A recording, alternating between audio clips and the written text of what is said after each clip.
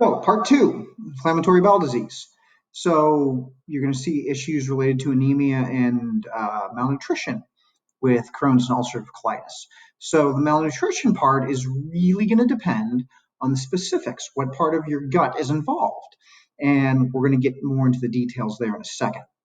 Anemia, um, this is not like trauma, so I'll fix that typo, where you bleed out in an hour. This is really, really slow and chronic. So, how does somebody who's anemic feel? And the answer is, well, they start to feel tired and cold and lethargic. So, it's not like your heart rate's going to kick up to 160 and your blood pressure is going to go in the toilet, but somebody who doesn't have enough, who's chronically got a low red blood count, they're also going to have low energy issues, which is going to kind of overlap with some of the malnutrition issues as well. So what other issues do you run into with inflammatory bowel disease? Well, the issue is, again, what part of your intestines, is it large or is it small bowel? If it's small bowel, specifically, what part is involved? So this is where it gets back to what we did on boring lecture day. What part of your gut winds up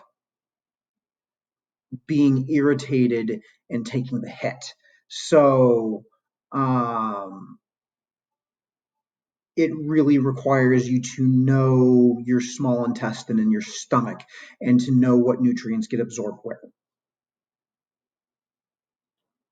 So how are these different? So the name gives things away, or at least one of the names gives things away, and that should help you a little bit. So ulcerative colitis. So the answer here is you only have to worry about your colon. And I don't want to trivialize this at all. But you can start making some predictions on how the disease is going to work based off of that. And then by extension, you can start making some predictions about Crohn's. So your colon doesn't really do anything for your digestive process at all, which is for focusing on the nutrition aspect and digestion.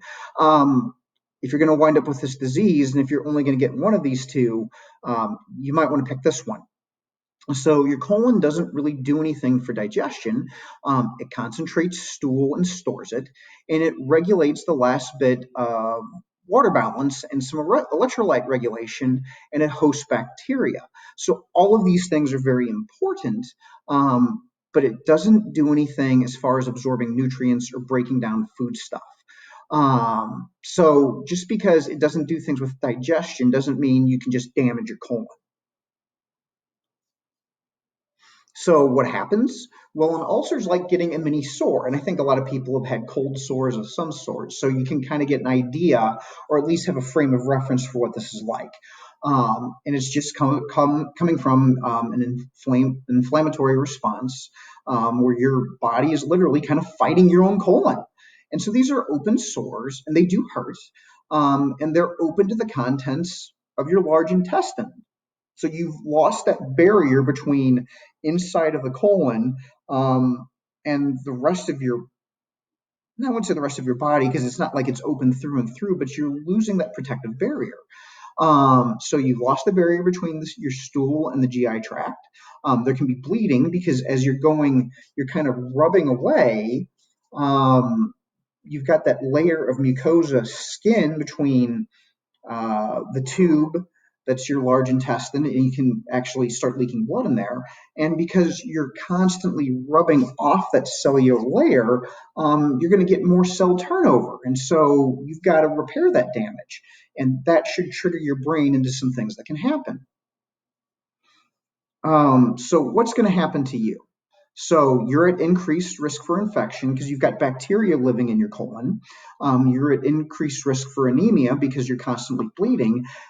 And you're at increased risk for colon cancer just from all the cell damage from trying to repair all those cells that have broken down and are turning over. So you got a lot of things to worry about here.